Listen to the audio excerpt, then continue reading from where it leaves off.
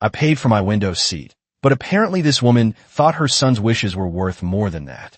As soon as she boarded, she came straight towards me and said, "Can you change seats? My son needs to sit by the window," as if I was obliged to give up what was mine just because she decided to. But I'm not the type to give in to entitled people, and this trip was just beginning. I've never been the type to be fussy about airplane seats. I'm not one of those people who pay extra to sit in the front row or who make a fuss over an armrest. But there's one thing I do like: window seats. And if I bought my seat in advance exactly for that, you can be sure I won't give it up easily. So there I was, boarding my flight from Chicago to San Francisco, ready for a smooth journey. I took my seat, put on my headphones, put my backpack in the space under the seat, and was already mentally preparing myself to ignore any small talk from strangers. Everything seemed to be going well until she appeared. The woman came marching down the corridor as if she was about to solve a world problem. In front of her was a little boy of about 5 holding a teddy bear so tightly that it looked like a hostage. As soon as she got close to my seat, she stopped and analyzed me as if trying to decipher whether I was someone who was going to obey her orders without question, and that's when my warning instinct kicked in. This woman, Brenda, had the typical face of someone who demands things of others. She doesn't ask, she doesn't suggest, she doesn't negotiate, she demands. The kind of person who believes that the whole world has to work according to her personal convenience. I knew it was coming. She took a deep breath, crossed her arms, and looked at me as if she were about to release a court decision. "Can you change seats?" There we go. Here we go. I took out one of my headphones, trying to pretend that maybe I hadn't understood correctly.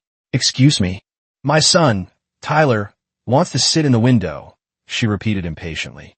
"Can you swap with us?" "Oh yes." Her son wants to sit in the window, and obviously that meant that some stranger who paid for the ticket with his own money, should just get up and walk away as if I were a speechless extra in the great soap opera of this woman's life. I looked at Tyler, who was quiet, not showing a shred of enthusiasm for this supposed dream of sitting in the window. The boy didn't even seem to mind, but Brenda, oh, she seemed determined to make it a matter of life and death. And that's when I realized it wasn't about the son. No, this was about her, the kind of people who think the world should bow down to their will, who believe that everything can be solved by shouting, who never take no for an answer because they're used to winning things through sheer exhaustion. But with me, it wasn't going to happen. I refused politely, but firmly. I explained that I had chosen that seat on purpose and that I prefer to stay where I was. Simple, direct, and with no room for negotiation. She blinked a few times, as if trying to process the fact that someone had the audacity to say no to her. Then she pursed her lips as if she had just bitten into a sour lemon. "But he's a child," she snapped, as if that would magically change my mind. Of course she was going to appeal to that argument, because in her mind, any request involving a child automatically nullified the rights of others. And look, I have nothing against children, but do you know who should better plan their child's experience on the plane? The parents. If she wanted Tyler to sit in the window seat so badly, she should have bought a seat like that or arrived earlier to swap with someone before boarding. What she shouldn't have done was show up at the last minute and demand that a stranger give up his comfort just because she decided it was right. That's when a voice chimed in from across the aisle. A man in a crisp business suit looked up from his laptop with a judgmental stare. "Just give the kid the window seat, man. What's wrong with you? It's not like it costs you anything," he said, loud enough for nearby passengers to hear. Great. Now, I had a cheerleader for team entitlement. I took a deep breath. Actually, it did cost me something. I specifically paid for this seat because I have flight anxiety, and the window helps me stay calm. I explained, which was completely true, but none of their business. Brenda's eyes lit up at having an ally. "See? Everyone agrees with me." "I don't believe one person constitutes everyone," I replied calmly. But you know what's worse? She didn't accept the answer. Even after my no, she continued to stand there, huffing, staring, trying to put pressure on the silence. As if at any moment I was going to feel guilty enough to stand up and say, "Fine, I'm a horrible human being for wanting to stay in the seat I paid for.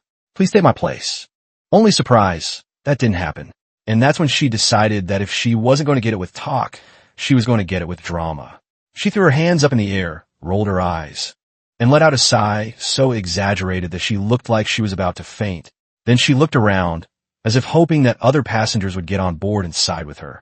But most paid no attention, which made her even angrier. Just then, a flight attendant approached. Her name tag read Sophia. She had been watching the exchange from the front of the cabin. "Is there a problem here?"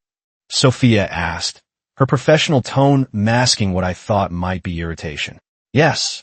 Brenda jumped in before I could speak. "My son needs a window seat for his anxiety, and this man refuses to move." Sophia looked at me with a raised eyebrow, and for a moment, I thought I was about to get the corporate customer is always right treatment. "Mom, did you purchase a window seat when you booked your tickets?" Sophia asked, surprising me. "Well, no, but then I'm afraid passengers are entitled to the seats they've selected and paid for." Sophia said firmly, "If you'd like, I can check if there are any other window seats available that you could move to." The businessman across the aisle scoffed. "Come on, it's just a seat." Sophia turned to him with a practiced smile. "Sir, I'll be happy to help you find a different seat as well if you're uncomfortable with the current seating arrangements." He quickly returned his laptop. Brenda pulled Tyler by the arm, forced an indignant pout, and marched into her seat 2 rows behind mine, but I knew this wasn't the end. People like that never give up easily. She could have gone back to her seat for now, but that woman was still going to try something, and I was ready to watch the next act of the show. If there's one thing I've learned in this world, it's that entitled people never accept defeat with their heads down. When Brenda finally gave up and went to sit 2 rows back, I knew it wasn't over. That kind of person doesn't know how to lose. She had to find a way to come out on top, to teach a lesson to anyone who dared to challenge her. And I didn't have to wait long to see what the next act of her drama show would be. The flight was about to take off, and I was already settling into my seat, ready to ignore anything around me. But before the plane began to taxi, I heard a sound coming from behind. It was a cry, not a desperate cry, not one of those chaotic screams that some children make when they're really upset. It was a controlled, almost rehearsed cry. Yes, Tyler was crying, but the problem wasn't the crying itself. The problem was Brenda's voice, loud and clear, narrating the events as if she were on a theater stage. "I know, my love," she said with a tone of false compassion. "I know you just wanted to sit in the little window and watch the clouds." I took a deep breath. She was talking loud enough for everyone around to hear. This wasn't a normal dialogue between mother and child. No, this was a performance. "It's very sad when some people don't know how to empathize," she continued, making a point of emphasizing the word empathy as if it were a stab in my back. It was so ridiculous that I almost started laughing. I mean, really, was that her plan? To make me look like a monster to the whole plane? I looked around at the other passengers. Some were visibly bothered by the crying, but most were ignoring it. The truth is that no one on a plane wants to be dragged into a random conflict. But Brenda didn't give up. "If only someone would be kind enough to change seats with you, dear," she sighed dramatically. Meanwhile, an elderly woman diagonally across from me caught my eye and gave me a sympathetic smile. She leaned over slightly. "Don't let her get to you," she whispered. "I fly this route twice a month, and I've seen her pull this exact stunt before. Different child, same tactic." My eyes widened. "Seriously?" She nodded. "Last time it was with a teenager who I'm pretty sure wasn't even related to her. She likes the window for herself, not her children." This new information was both disturbing and oddly validating. I wasn't just dealing with an entitled mother. This was a serial seat scammer. Oh well, if Brenda's first plan was to get me to give in under direct pressure, now the game was different. She was trying to turn the whole atmosphere against me, to get some other passenger to speak up, to get a disapproving look, to get someone to suggest, "Hey man, give a seat to the kid. What's the problem?" But there was one small detail she hadn't considered. Nobody cared. I mean, nobody. The people on that plane were so used to travel dramas that they simply didn't care. The couple next to me exchanged glances, but said nothing. The businessman in the row in front kept fiddling with his cell phone, completely ignoring it. And Sophia, who was walking down the aisle at that very moment, didn't even look in her direction. I could feel Brenda's desperation growing. She wanted it to be a scandal. She needed it to be a scandal.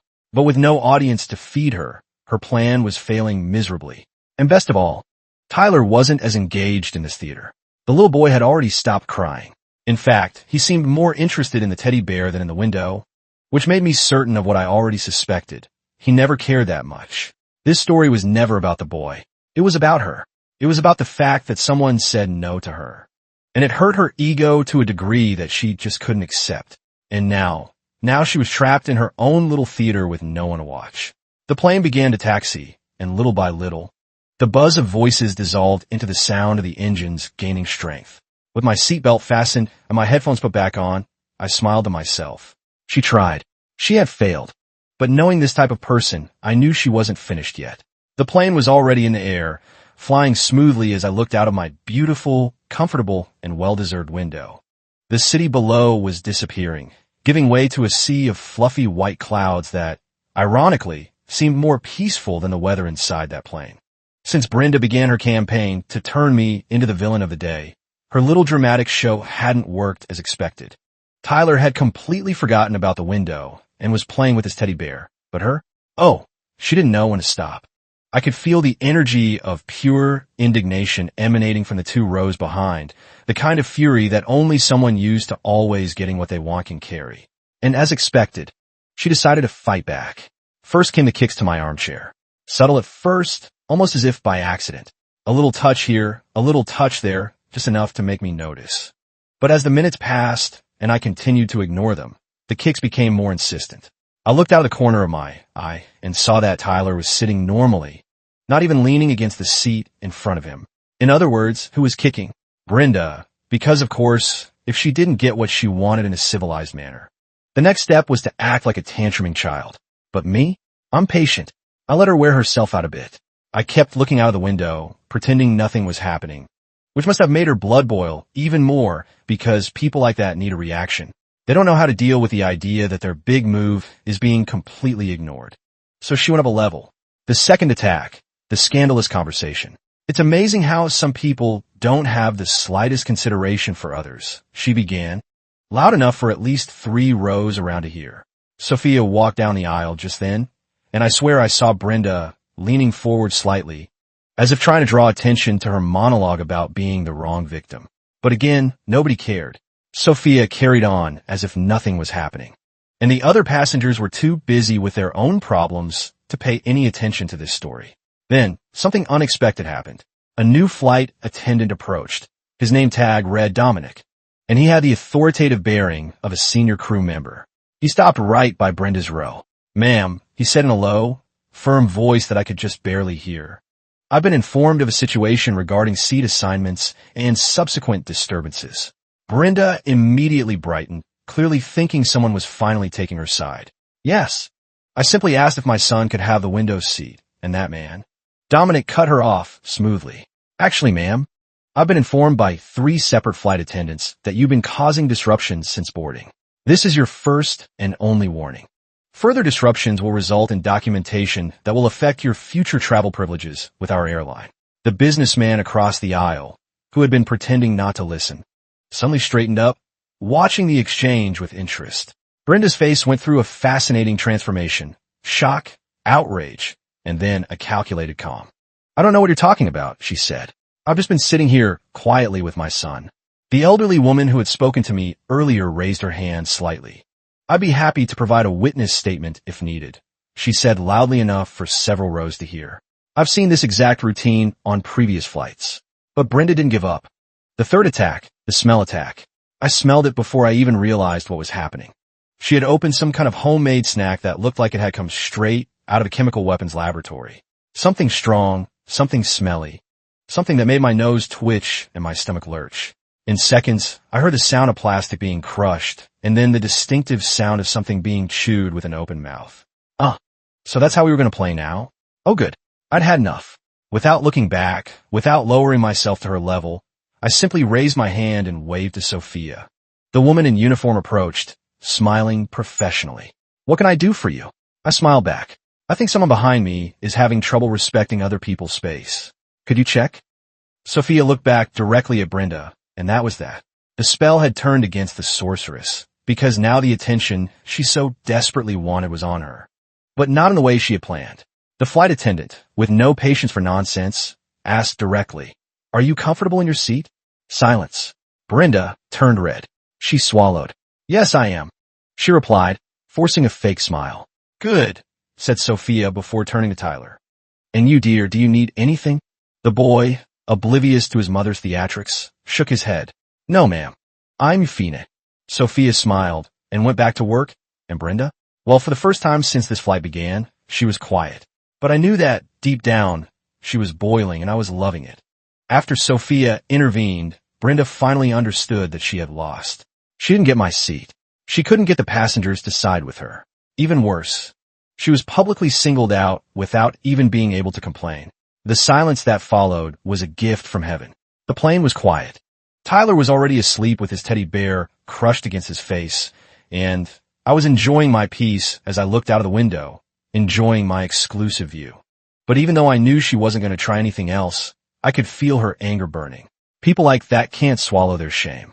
They don't just accept defeat and move on. They dwell on it. And that's exactly what she did. When the pilot announced that we would be landing in a few minutes, Brenda decided she wasn't going to let this flight end without one more attempt to come out on top. That's when she started complaining to Dominic. I couldn't hear everything, but from the tone of her voice and the exaggerated gestures, I could tell she was trying to make up some absurd story about how rude and disrespectful I had been during the flight. The senior flight attendant listened with the patience of someone who deals with this kind of nonsense every day, but the final blow came when Brenda said, loud enough for me to hear, "I just hope people like that learn to be more considerate of others." Oh, so that was it? The whole flight she'd been trying to manipulate me, make drama, create confusion. And now she wanted to come out as the martyr of empathy and consideration? I couldn't stand it. I turned my head slowly and faced her, smiling, but not a nice smile. That smile. The smile of someone who knows they've won. "I hope so too," I replied quietly. "Consideration is something a lot of people need to learn, isn't it?" She paused. For the first time, Brenda had no answer. Dominic had to hold back a smile before saying, "Have a nice day," and walking away. Brenda crossed her arms and turned her face to the window, which ironically wasn't hers, and stood there snorting in silence until landing. As we began our final approach, the businessman across the aisle leaned over. "Hey, I owe you an apology," he said quietly. I didn't realize what was happening. I nodded, appreciating the gesture, but still annoyed at how quickly he'd jumped on the bandwagon earlier. "You know what the worst part is?" he continued. "I see this kind of thing all the time in business. People who think the rules don't apply to them. It's refreshing to see someone stand their ground." When we finally taxied to the landing gate and the belts could be released, I got up without haste, picked up my backpack, and started to walk quietly down the aisle. But the best part? As I walked through the plane, I heard a whisper coming from the elderly woman as I passed. She didn't look at me. She didn't laugh out loud. She didn't make a fuss.